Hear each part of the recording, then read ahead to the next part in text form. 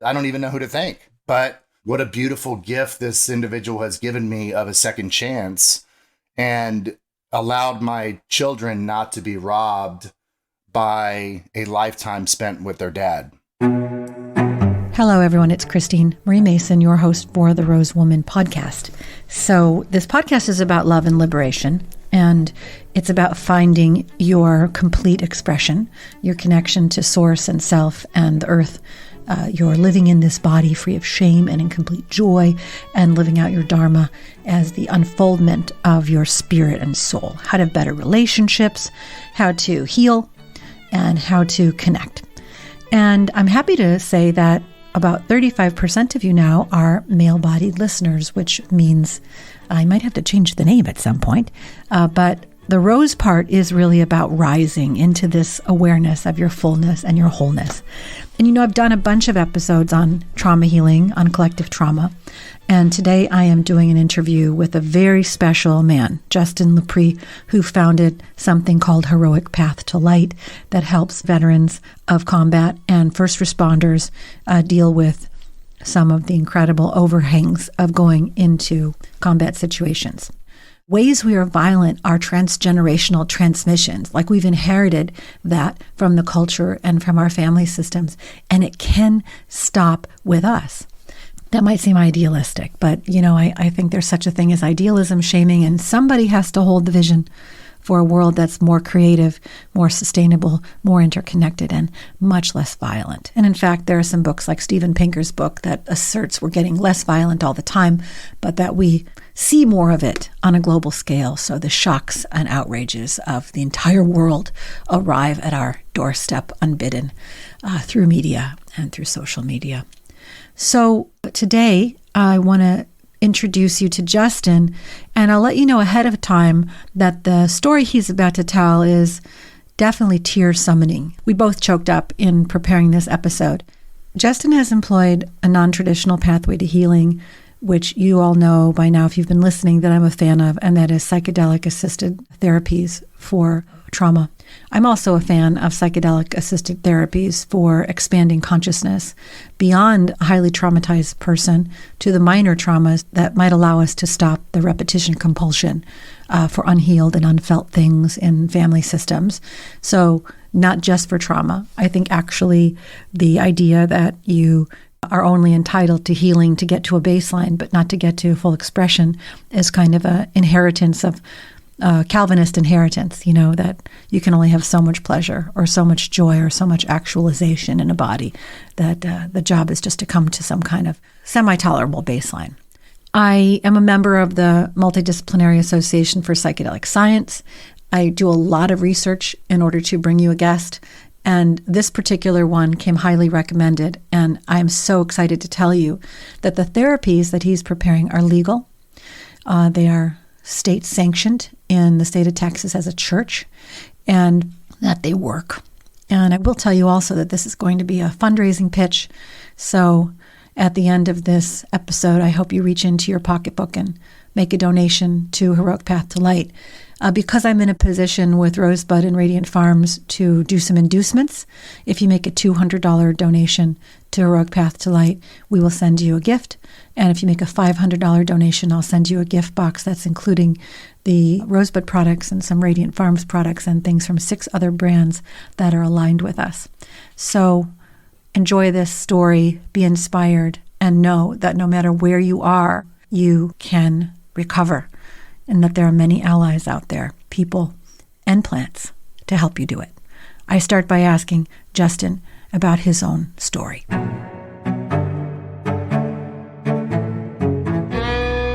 How I was brought into this work is pure desperation. I was in a mental health system in the VA that had failed me.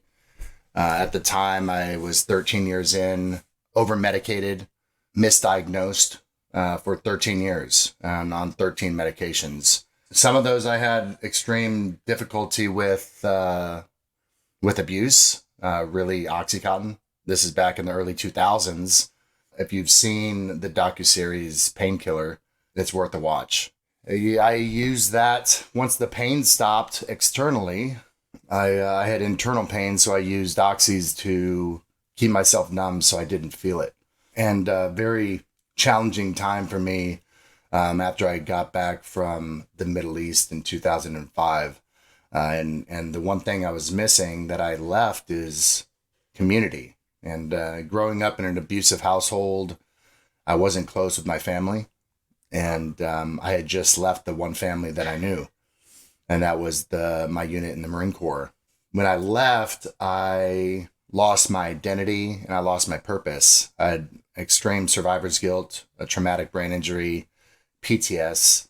I didn't know that I was suffering from all of these things yet because I was still going through the VA system. But this is what I would learn were my new identities that I was able to relate to. And I related to being sick. I trusted my doctors and I listened to them and I took the medications and I started to become further distant from who I truly was. And I started to lose sight of who I was and what I was doing. That was a very difficult experience for me because it affected every aspect of my life. In 2006, I moved up to New York City, where I spent a year homeless. 6 months of that was begging for hope on street corners. And then the second half of that year was in a halfway house for veterans with substance abuse. I was drinking myself to sleep, at night because I didn't want to have my night terrors and flashbacks. So I tried to numb everything and suppress everything that I was going to feel because I didn't want to feel it. And that affected relationships I was in, that spilled over into my career and how I was navigating through life. I call the period of 2006 to 2018 my gray space. It was a period of time to where I self-medicated. I was in toxic relationships. I was in many relationships. I just needed to feel something. So I turned to a lot of unhealthy vices in order to feel something. Yeah, or unhealthy but helpful adaptations, like responses, intelligent adaptations to a situation that you're overwhelmed your organism. I feel like there's this piece of when you say traumatic brain injury, survivor's guilt, the loneliness, loss of identity, all of that stuff, that is a pretty common set of occurrences for veterans. Like, I think there's sort of a weird thing is like, oh my God, you're a Marine. You should never have these weaknesses. And that a lot of times people seem to even hold what the aftermath of combat or deployment is to themselves. Like they hold it secret because there's even like a shame of identifying with that. You're absolutely right. We're not taught how to identify with that. We're not taught how to feel these emotions. And so when we're in combat, we suppress them and we don't feel them. There's not a time for us to feel them. And then all these emotions start to come out as we separate from the military. Just to backtrack a little bit, after I got out of the homeless shelter, I had a short stint, 8 years on Wall Street, and I wasn't finding my purpose. And I was still looking for who I was to become, what my purpose was here on this earth. And so I left finance in 2013 and I moved back to Austin, Texas, where I became a firefighter with the city of Austin. And I wanted to get back to service. That is something that I've always been called to do. And I have to make mention of this because a lot of times first responders get left in the shadows with the push for veteran mental health in this country. And I applaud the veteran initiative that's happening right now in this new renaissance. But I want to make sure that we don't forget about our local heroes that are in the battlefield every shift. And my experiences as a first responder in a downtown city like Austin, I was exposed to traumatic events every time I put on the uniform. And it's trauma, trauma, trauma. You go back to the station, trauma, trauma, trauma. You go home, you can't talk to your kids, trauma, trauma, trauma. You're in a fight with your wife. And it really is a death of 1,000 cuts. And the culture in the first responder career field is suppress. And we don't feel safe to talk about our feelings. It's a very machismo type of attitude, and it cost people their lives, and it cost people their relationships and their marriages. And this is where I was at from 2017 when I first got on the department. And in 2018, September 2018, I started going through a divorce. I had a 4 and 1 year old at the time. I wanted not to feel pain anymore. And, going through a divorce is a very isolating, lonely experience where every part of your life is being looked at under a microscope, and decisions that you've made or diagnoses that you have are being weaponized in the court system to be used against you to benefit another party. And it was very difficult for me. And I didn't have anybody that I felt comfortable talking to, even at my own fire station, because why do you want to be the Debbie Downer on the crew? And so this led me to Veterans Day of 2018. Just got out of a call where a young girl had passed away. I got back to the station and I walked out to my truck in the parking lot. And I've always carried a SIG 45. It's the same weapon that I carried in Iraq. And it sits under my steering wheel. And I just sat there and I put it on my lap. And I had already premeditated this moment. So I had a letter that was written to my 1 and 4 year old that was going to be opened on their 18th birthday. And it was my last letter. It was explaining to them why I had to cut our time short in a very loving, dad-like explanation. And it sat on my center console as I became aware at what I was to do over the next couple minutes. And I was an atheist at the time, even though growing up in the Catholic Church and going to private school most of my life, I lost sight of God during war. And I was an atheist at this time, but I prayed one last time for peace through death. And I put that 45 in my mouth and I pulled the trigger. And I remember hearing the hammer drop. And then there was silence. And I blinked open my eyes and I just screamed. And I could not believe that I was still here. So I dropped the magazine. It was empty. I racked back the chamber. It was empty. I was completely overwhelmed with anxiety. I vomited in my lap. And I couldn't understand why I couldn't even succeed at killing myself. And what had happened is somebody on my fire crew or in my immediate circle had seen me spiraling out for probably months, and unloaded my weapon without my knowledge. And so when I went to pull the trigger, it was already empty. And so today, I still do not know who that person is, almost 5 years to the day. And so I don't even know who to thank. But what a beautiful gift this individual has given me of a second chance and allowed my children not to be robbed by a lifetime spent with their dad. And my son now gets to learn how to play catch with me. My daughter will get to have me walk her down the aisle. And so it really is the most beautiful gift that somebody could ever give somebody as a second chance, which has led me into the work that I'm doing now. I'm sorry. I want to ask you a question, but I'm crying, so just going to have to hold on. Oh, no. Thank you. All good. I mean, there's so many places to pick it up. Like, I think there's the piece about recognizing the first responders, for example, and I want to include prison guards in that. Their suicide rate is super high. Absolutely. Yep. This piece of the skills to, trauma isn't a product of what happens. It's a product of how you can pass it through you or not. And that the emotional skills of being able to experience something and then shake it off and keep going are different than it hits you and you just repel it. You go into a state of shock. And so that, I think we could pull up on that. And then I lost sight of God in war.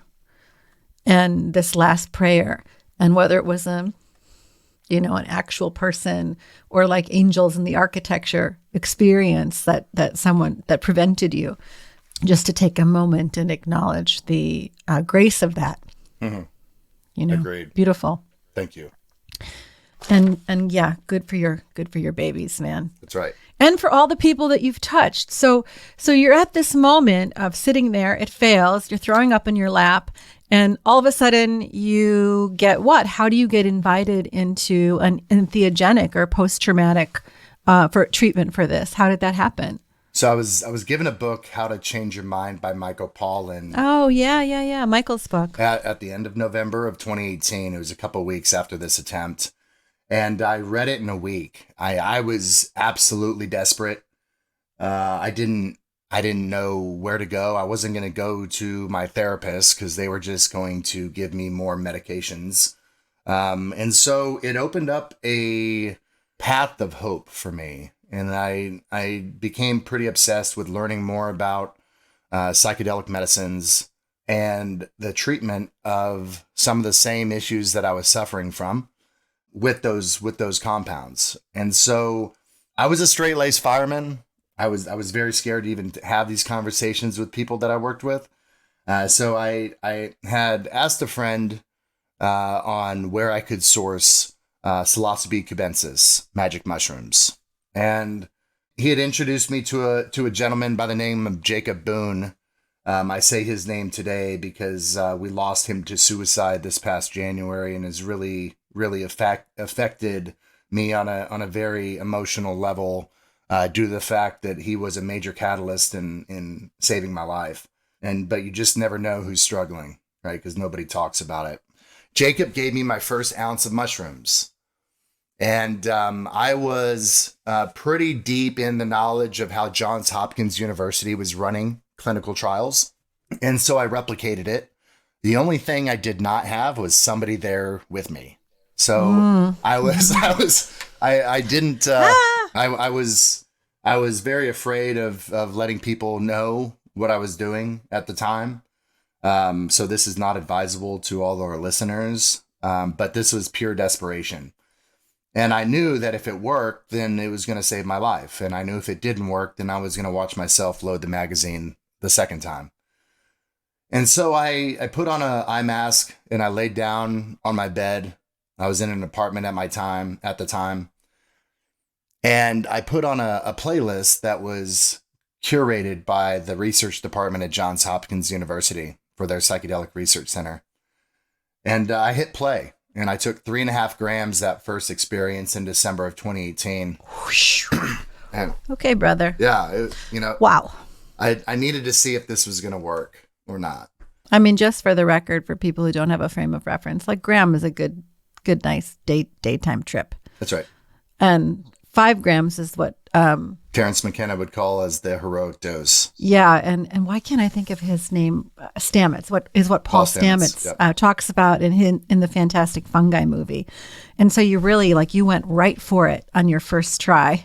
I did. And this was pure desperation. I didn't have time to tiptoe and start with a 0.5 gram or gram. I really needed to have a immediate intervention in my suicide ideations that I was fearing were going to become an active plan again. And so during this 6-hour experience, I relived, childhood traumas that I had forgotten about since my traumatic brain injury. I was able to see through the lens of my father, who I had a very estranged relationship from, who was very abusive during my childhood, and understand his trauma.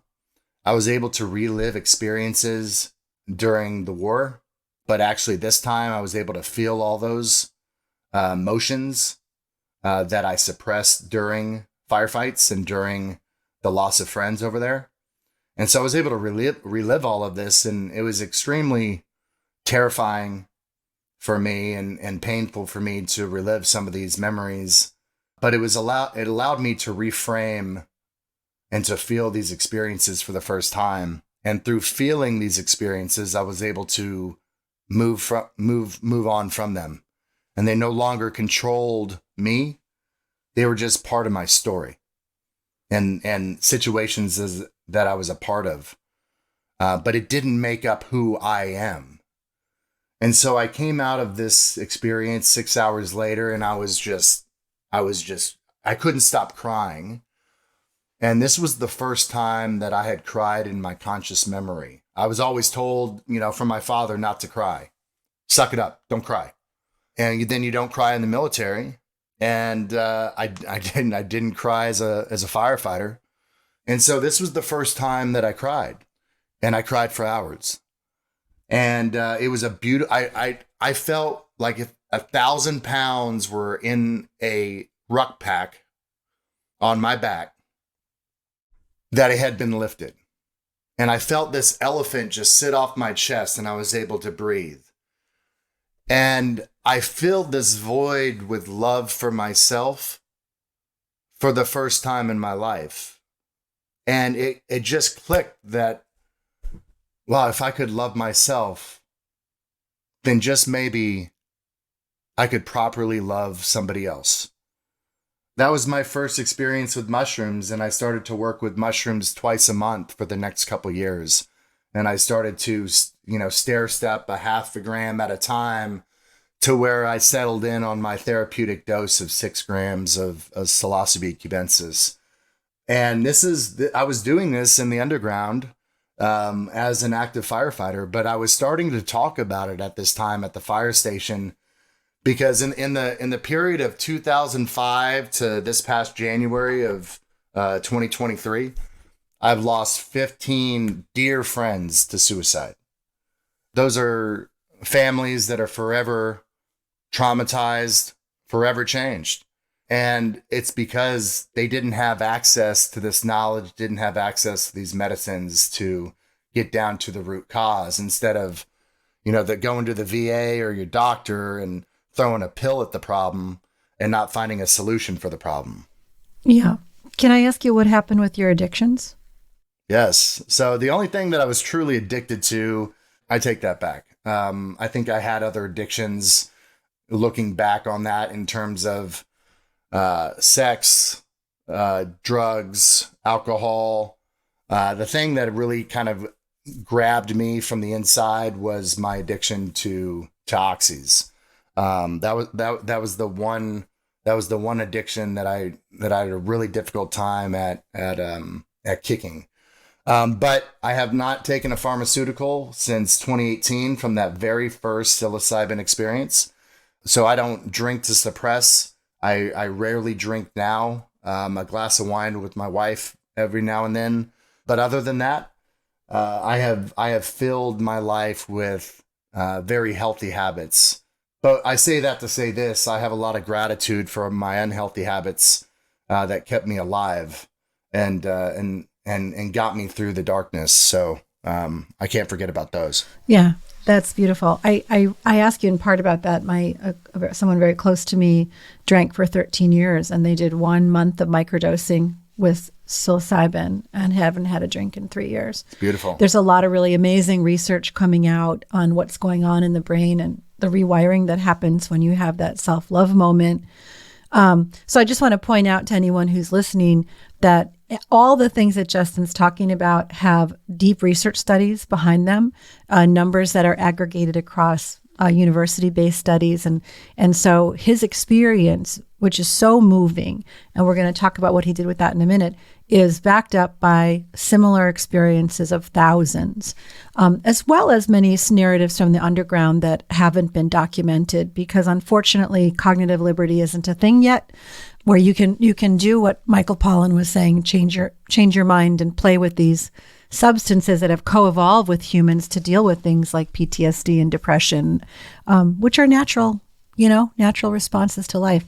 Okay, so you do this, and tell me how you move from, you're talking about it a little bit, to the point, and all this loss is happening around you. How do you move from that to just saying, you know what, I'm going to form an organization that does this and I'm going to tell people about it. I'm going to put it on the web. Right. That's a great question. And how did your firefighter, your city employer of Austin or whatever, how did they respond to that? No, I mean, you don't have to, whatever piece you want to talk about. Of course, I can talk about it all, right? We're here. Let's have some fun.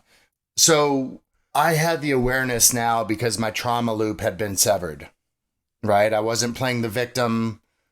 These were just experiences that happened to me. They weren't, it is not something that I identified with anymore. And because of this, I had the realization that the fire service no longer served me, and I needed to find an exit plan. I was over having sad days. I was over being surrounded by death, and I just wanted to be able to help my friends and my family stop suffering and never get to the point of even thinking about putting that barrel in their mouth. I remember walking into the pension office, and this was in January of 2022. I had just got out of ibogaine treatment, which is an alkaloid from the African shrub, the iboga shrub. I walked into the pension office, and I spoke to the advisor, and I go, so if I can get to 10 years, which was another 4 years at the time, I was in for just about 6 years, how much am I going to be able to bring in for retirement? And they wrote a number down on a piece of paper. It was $2,000 a month. I'm like, you've made up my mind for me here. I would like to start going through the process of exiting pre-pension. So I took the $40,000 that I had in contributions in my pension, and I cashed that out. I paid taxes on it, and I put it in a separate account. And during a 6-gram psilocybin experience that I had in February of 2022, a pathway was illuminated that showed me what my next chapter was going to look like and what I was going to create.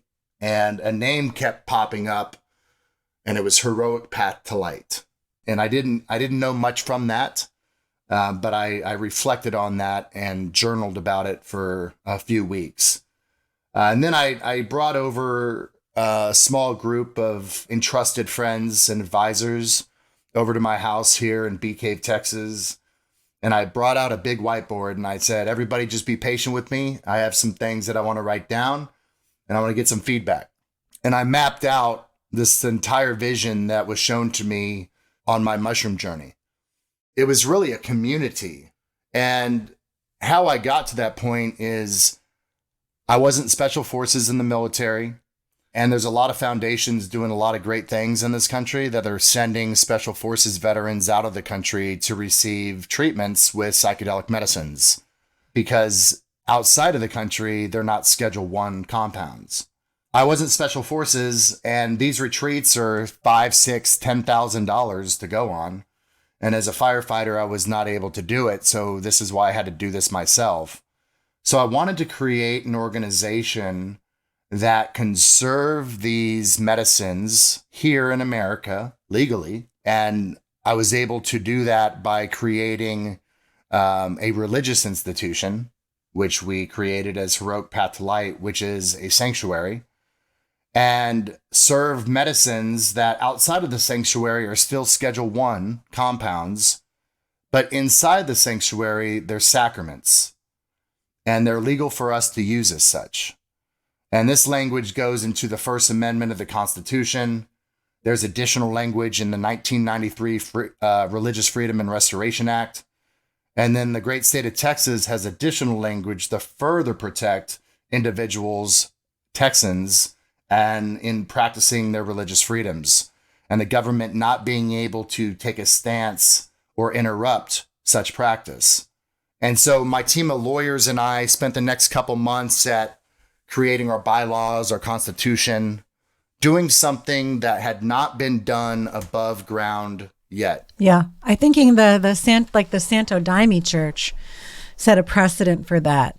and they were embattled for that they serve the sacrament of ayahuasca. And the Native American church, they serve the sacraments around peyote. And that, this is such an ancient traditions. So this is very intense that you got this through and approved and articulated. Plus, I bet it had to force you into a process of defining safe containers and rituals and ceremonies so that you would get what you might have had an assist or presence in your first journey. Who knows what would have happened if it would have accelerated it or not. Okay, so you do this, and Heroic Path to Light is now a Texas church? It's incorporated as a church in the state of Texas. To your point on the Santa Daime Church, the only reason that they came out above ground is because of the fact that the DEA took them to court, right? And they successfully won. And because of this, the DEA now sanctions them as a official entheogenic psychedelic church in America. So I'm grateful for those experiences having have happened, so individuals can prove their right to practice their religious and spiritual practices as they seem fit. Because the burden of proof on the DEA and the federal government to prove that this isn't a religious and spiritual practice has not been successfully done by the federal government. And so, when we look at these medicines being used in this context for 5,000 plus years, it raises the question as to why do they not want us to commune with these medicines here in this country? And you saw this suppression happen in 1970 when President Nixon brought out the Controlled Substance Act, when we had a bunch of free thinkers that were experimenting with expansion of consciousness. I think the important thing about working with these medicines is intention and harm reduction and safe practices and education. You can really have a challenging experience if you do not have guidance using these medicines. So I would like everybody to be their own agent. And if you're curious about using any of these medicines, please reach out to somebody who has knowledge. These are very powerful ancient substances that have been used for a very long time, and they need to be treated with reverence and a sense of sacredness. And that's really where I wanted to build this organization. I wanted to take ancient wisdom that has been shared in other parts of the world for thousands and thousands of years, and I wanted to intersect it with modern science. And I wanted to build the most comprehensive program that existed. And I was not going to stop short of creating the gold standard. And you making it affordable and accessible to regular service people, first responders.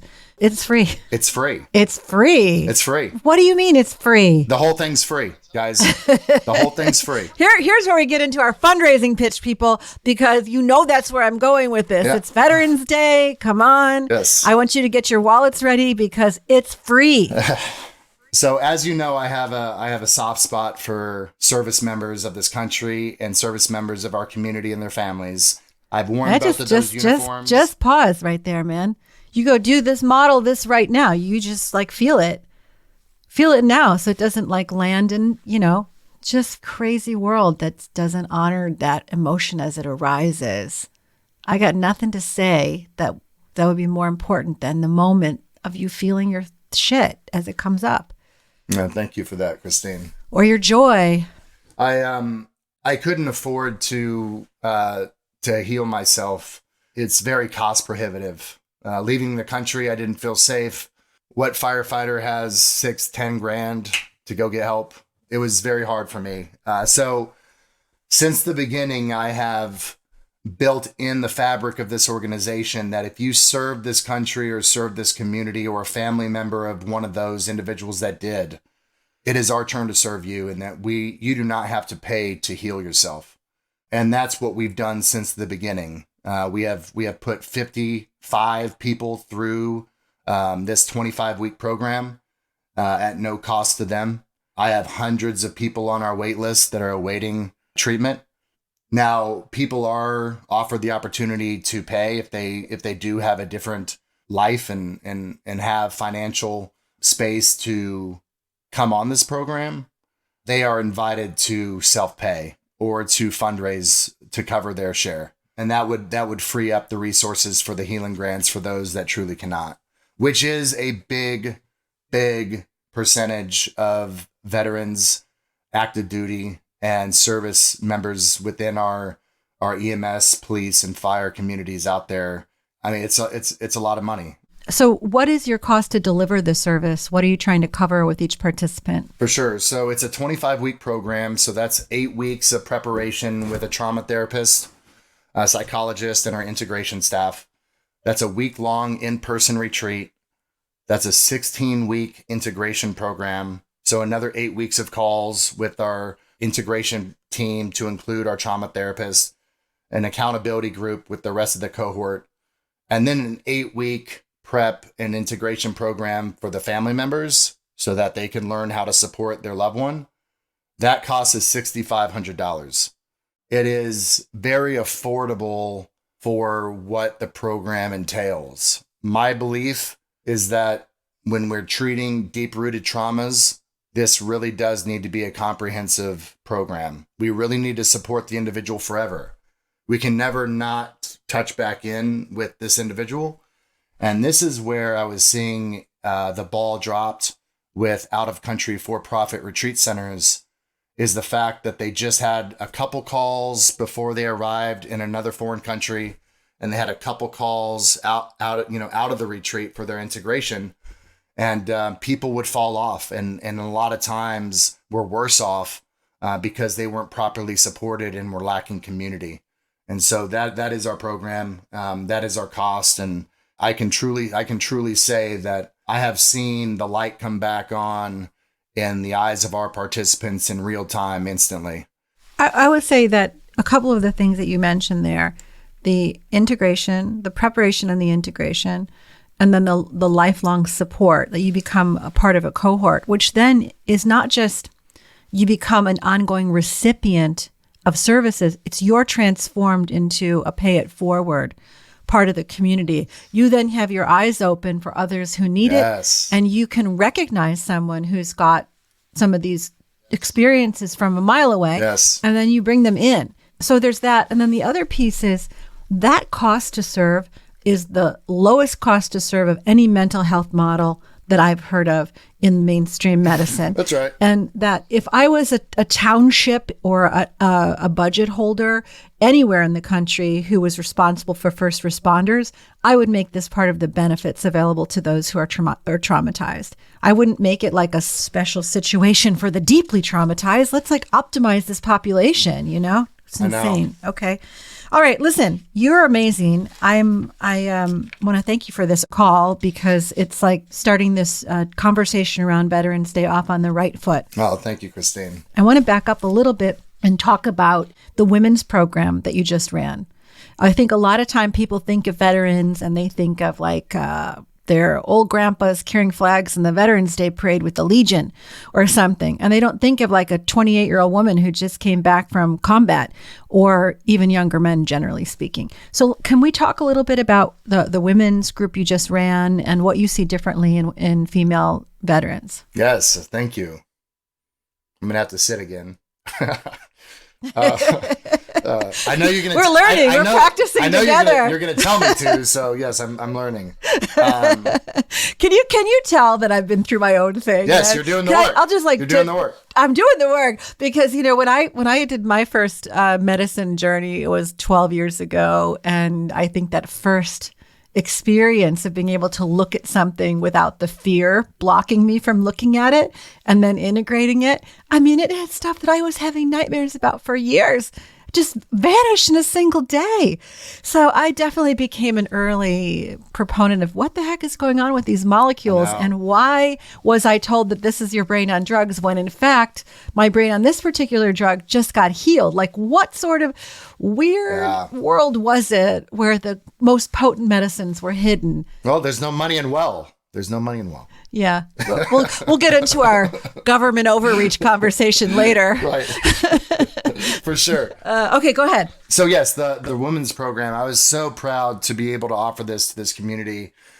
You know, we had a female Special Forces Army that came through a dominantly male cohort because she didn't have any issue with that and just wanted help immediately. And I didn't have an amount of women to put through their own cohort yet. So I was really excited when I was able to bring 10 women together from around the country to create a community for them so that they didn't have to continue to struggle through life alone. We ran this program. The program started about 3 months ago. We just ran the in-person retreat for these 10 ladies. And, some of them are friends of mine from the Austin Fire Department. And I'm just truly humbled at their openness and their courage in stepping into the unknown. These are women that most of them had zero experience with mind-altering substances, and some of them had very limited experience. And so I was really privileged to receive them into this program and to help guide them through this journey. And so the one thing that really stood out to me, there was a few, but most of these women, actually all of the women, had experienced sexual trauma in their life. Some of these women experienced sexual trauma in the military. And as a man, I've never been knowledgeable about life in the military for women.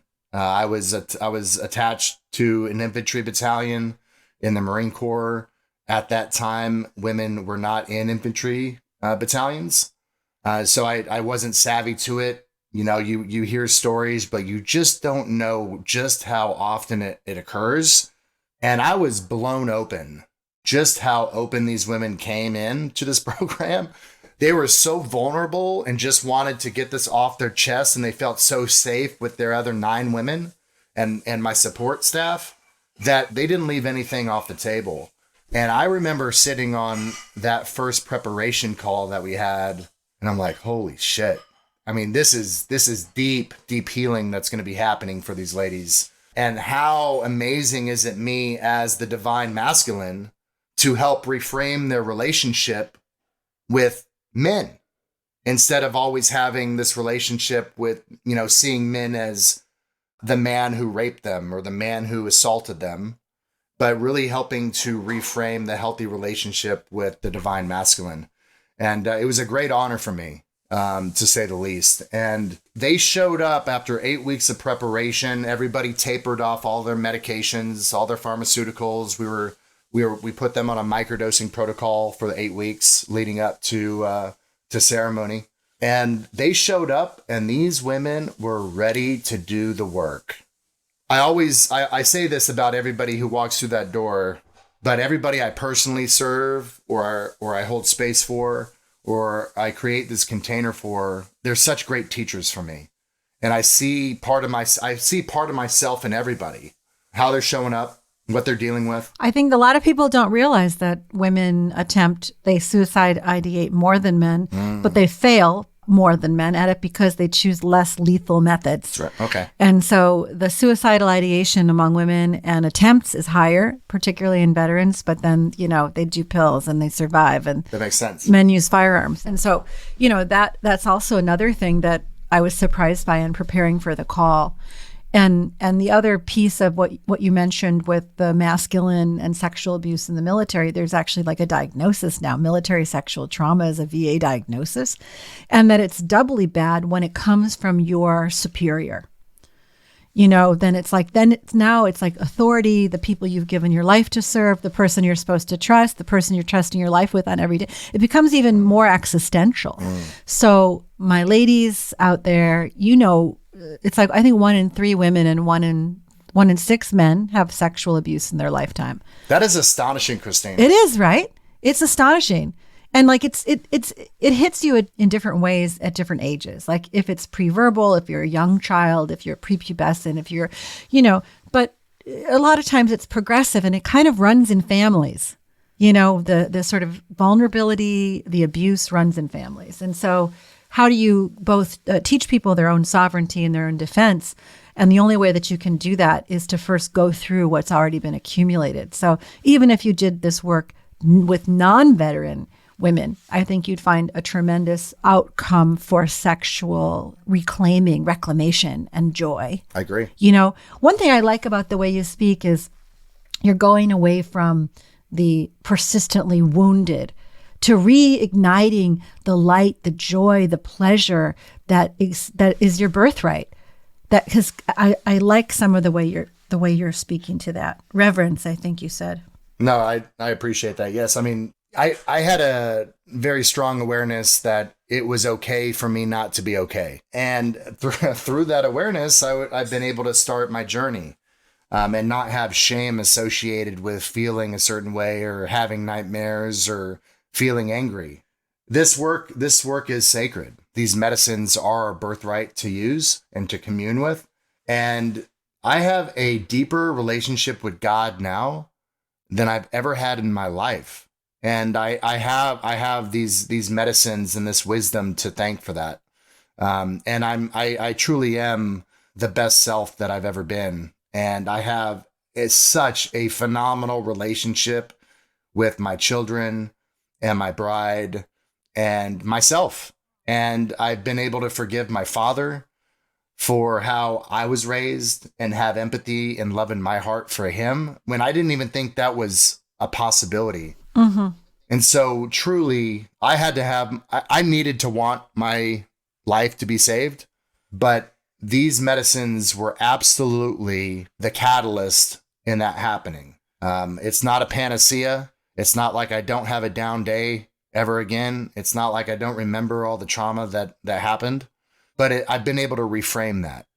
And I've just been able to sit with the fact that that's just part of my story. It's not who I am. It's just part of my story. And it's allowed me to be present in the now instead of always being controlled by my past or wondering what tomorrow is going to bring. Well, this is beautiful testimony. Thank you. So thank you so much for what you've been doing over there.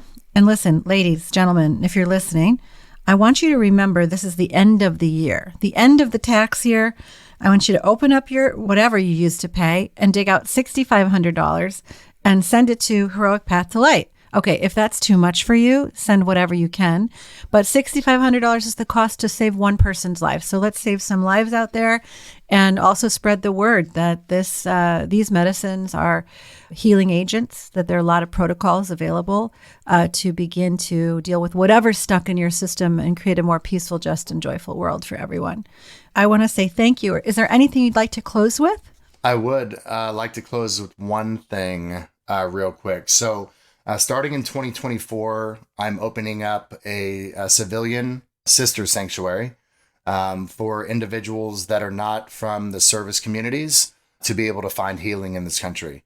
So I just to any listeners out there, if you or a loved one are struggling, if you need help, if you're looking for community, if you want to come volunteer for Heroic Path to Light, if you want to be involved in any way, either as a participant or a supporter, please do reach out to me and my team, and we can work on making that happen. And I want to remind you guys, if you do make a donation, to send the receipt into us at info@rosewoman.com, and we'll provide you with a little goodie bag for women's care, intimate care, body care products, and some legal psychoactive gummies from Radiant Farms. Oh, that's beautiful. So I wish everyone a beautiful, beautiful day and full healing and complete presence in whoever you're encountering. Thank you so much, Justin. And to your team also, to Caitlin and Luke, who's on your board, for being so amazing in organizing this conversation. I really appreciate it. Thank you so much, Christine, for having me. Thank you so much for spending the time with Justin LaPree and with me today. I will make another poetic statement, about there being quite enough in the unexpected fires that burn things to the ground, or the 100-year floods, or the accidental deaths from slipping off of a cliff or from pestilence. There's enough that the cops and fire people and chaplains have to deal with. They see all of that stuff, the wailing parents, the blood and bones, the suddenness of life leaking out, car flipped over, whatever. Their systems go into high alert, and a few people have the skills to shake it off, or to feel it and let it run through them, or to pray it out, and many others numb it out through drugs and insufferability. And then these often desensitized bodies are walked home and laid down in the lap of their families, and always this is there. The predictable losses of human living and dying are dealt with in so many ritual ways, and we can take that. We can take some of it with ritual and community. We can make meaning out of it. And I'd love to share something from the Iroquois Confederacy on how they handle grieving and death. Maybe I'll put that in a separate article and attach it to I'll do that. I'll put it on Instagram at the.rose.woman. But why, beloveds, are we still in this day and age conceiving of how to make more misery, more weapons, more ruthlessness, more disconnection from the promise of this beautiful planet? We are told stories of nation states and ideologies, and then those are backed with increasingly capacious weaponry. And it's never the scions of senators and industrial leaders that go to war. It's the working class that is fodder. And those people come home forever changed, even if they can compartmentalize it. Many come home, as you heard in Justin's story, with addictions and the inability to be normal with the normal given life in a body. Breath can help with that. Yoga can help with that. Plants can help with that. But the trauma of combat is the kind that steals lives, steals dreams, steals love, steals souls long after the actual war is over. And I'll tell you, as a mom, or really if any of you are mothers or fathers, you know how much love and food and hope and faith and wonder we pour into our beautiful sons and daughters. And don't you ever wonder how we can send that preciousness to war, to kill other children of the light from some other part of the planet? But we do. And then if we're lucky enough that they come home, they're often undone. So at the very, very least, let us find a way to help these young men and women restore, return, re-enter, and reset their body, brain, heart, mind, spirits, return to innocence, return to new beginnings. Consider supporting Heroic Path to Light, and come visit me at the.rose.woman. This podcast is an effort for me to honor Veterans Day and also hope that there is no longer a need for there to be veterans that have seen combat ever again. So we are agents of being peace, and we are agents of healing. And that is part of our own love and our own light and our own liberation. You can find me on Instagram at the.rose.woman. This podcast is sponsored by Radiant Farms, which is the psychoactive gummy company that makes beautiful legal plant-based supports for healing and health, and by Rosebud Woman, our beautiful body products for women, intimate care and body care products for your whole system.